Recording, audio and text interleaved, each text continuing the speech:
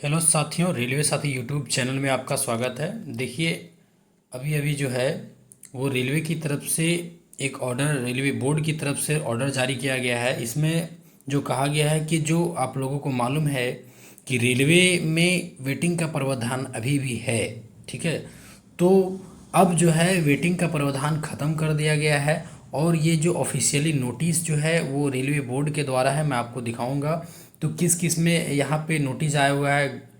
Group D हो, NTPC हो और कौन कौन सा यहाँ पे क्या लिखा हुआ है, ये पूरा मैं आप लोगों को बताने वाला हूँ, ठीक है। तो आप लोग यहाँ पे देखेंगे कि ये जो नोटिस है, आप लोग देखिए इस नोटिस में ये 23/5/2025 के नोटिस है, ठीक है। और ये रेलवे बोर्ड द्वारा जारी किया गया है। जितने भी जोनल रेलवे के जनरल मैनेजर है उसके उनको ये लेटर भेजा गया है और चेयरमैन रेलवे को, आरआरसी को, तो उनको सबको भेजा गया है। यहाँ पे मेनली जो बात कहा गया है कि recruitment staff in level 1 of 7 CP matrix on Indian railway, modifications of criteria of replacement panel regarding. देखिए यहाँ पे जो लेवल 1 यानी ग्रुप डी के जो जितने भी भर्तियां होती है, और यहाँ पे मेनली मेंशन भी किया गया है कि ग्रुप डी के बारे में ही मेंशन किया गया है।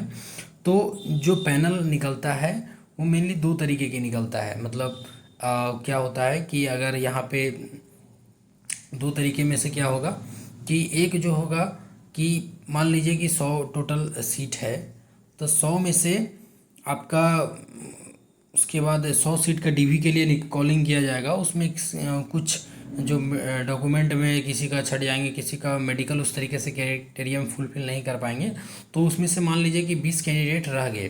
तो 20 कैंडिडेट रह गए तो उसको दोबारा बुलाया जा सकता है, ठीक है। तो ये एक ये हो गया, 20 कैंडिडेट को बुलाया जाएगा।